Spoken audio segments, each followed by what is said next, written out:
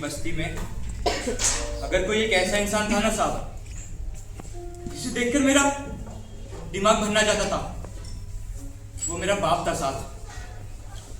रोज रात को नशे में धुत होकर आना, मेरी माँ को भद्दी भद्दी गालियां देना, उसे बेहिसाब पीटना आदत बन चुका था साहब। अब इसे रोका नहीं जा सकता था। मेरी माँ ठहरी अनपढ़, वो मुझसे कहती कि अगर मैं पढ़ लिख लूंगा ना साहब, तो उसे इस नर्क से, इस दर्द से मुक्त करा सकता हूं। अब उस बेचारी को कैसे समझाऊं? इन किताबों के पन्ने हम जैसे गरीबों को बड़ी बड़ी उम्मीदें देकर हमारी जान को, हमारी सांसों को छीन लेता है साहब, मगर बचाता नहीं है। मगर एक दिन आया साहब, जिस दिन मेरी माँ और मेरे बाप की कड़ाकी रूह को इस नरक से, इस दर्द से मुक्ति मिल गई साहब। गौर से सुनिएगा, रात 2:30 बजे की बात है। पूरी बस्ती में मेरी माँ की चीखें सुनाई दे रही थी साहब।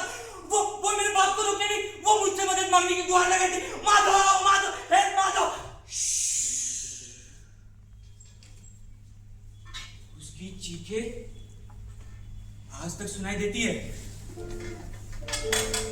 वो इसमें मेरे बाप पर गुस्सा नहीं आ रहा था, जबकि मां पर तरस आ रहा था कि ऐसा बुज़दिल बेटा पैदा किया जो अपने संस्कार के जंजीरों में ऐसा जकड़ा जा चुका कि अपनी मां को भी ना बचा पाया।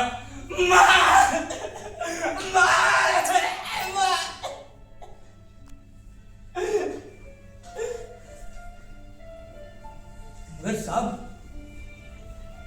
उस दिन वो जंजीरें कुछ मिनटों में ही टूट गई, और फिर मैंने अपने बाप को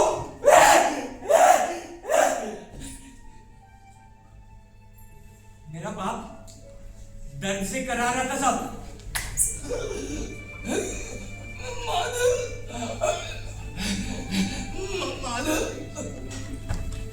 मैं खुश था।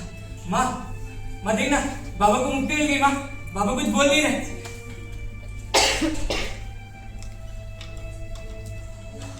अब जश्न होगा माँ, अब जश्न होगा। बाबा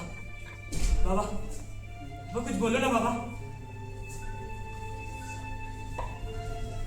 आज भी वो सामने आता है मुझे पकड़ने के लिए।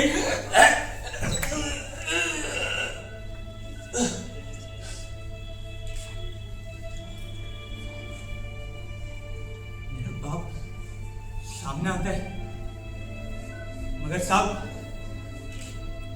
बहुत हुआ। समाज जो कहता है ठीक है, आपको बस उस कागज में मेरी फांसी लिखनी है साहब, मेरी फांसी।